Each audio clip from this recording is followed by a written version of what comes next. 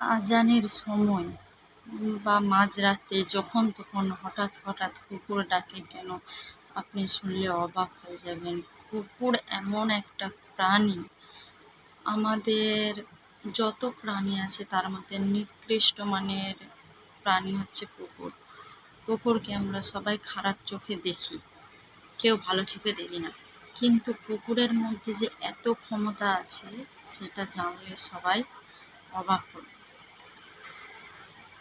কুকুর কুকুর যা দেখতে পায়, যা দেখে তা আমরা দেখতে পাই না। কুকুরের দৃষ্টিশক্তি এমনই, যদি মাঝরাতে যখন ডাকে, সে যত কবরে আজাব হয়, সে শয়তানকেও দেখতে পায়। কবরের আজাব যাদের হয় সেগুলোও সে দেখতে পায়, তখন সে মাঝরাতে চিৎকার করে কান্না করে।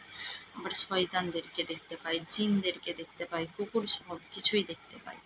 আমরা লক্ষ্য করি আজানের সময়, বিশেষ করে বেশিরভাগই ফজরের আজানের সময় কুকুর ডাকে, চিৎকার করে। আমাদের কেমন খারাপ লাগে যে ফজরের আজান দিচ্ছে, আজানের সময় কুকুরগুলো এমন চিল্লি করছে, যেটা আমাদের কাছে খুবই খারাপ লাগে, বিরক্তিকর লাগে।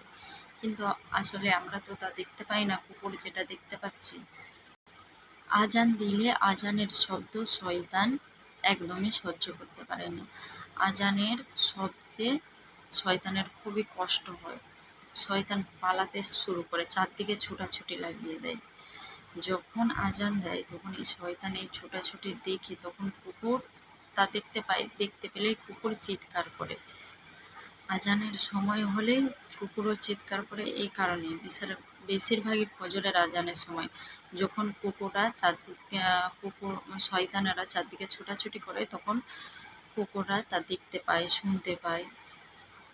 আজান শেষ হয়ে গেলে সে শয়তান আবার ফিরে আসে, এসে আবার মানুষকে বিভিন্নভাবে ধোঁকা দিতে শুরু করে, নামাজ পড়া থেকে আটকায়। অনেক সময় দেখা যায় কুকুর অনেক জিনিসে বাধা দিচ্ছে। কুকুররা আগে থেকে বুঝতেও পারে অনেক কিছু বিপদ আসবে আর আসবে, কুকুররা অনেক কিছু বুঝতে পারে। আমরা কুকুরকে দেখতে পারি না, ঠিক আছে, কুকুরকে দেখলেই দূর দূর করে তাড়িয়ে দিই, কিন্তু কুকুর সব কিছুই বুঝতে পারে আগে থেকে। কুকুর এমন একটা প্রাণী, কুকুর সব কিছুই দেখতে পায়। কুকুরের দৃষ্টিশক্তিতে আল্লাহ তাআলা অনেক ক্ষমতা দিয়েছে। কুকুরের যদি কেউ উপকার করে, কুকুরকে ভালোবাসে, খেতে দেয়, কুকুর তার জন্য প্রাণ দিতেও দ্বিধাবোধ করে না। এই বিষয়ে অনেক হাদিস প্রমাণিত আছে। তো এই ছিল আজকের ভিডিও। আশা করি সবাই বুঝতে পেরেছো কুকুর কেন চিল্লায়, বিশেষ করে আজানের সময় মাঝরাতে। আজকের মতো আল্লাহ হাফেজ।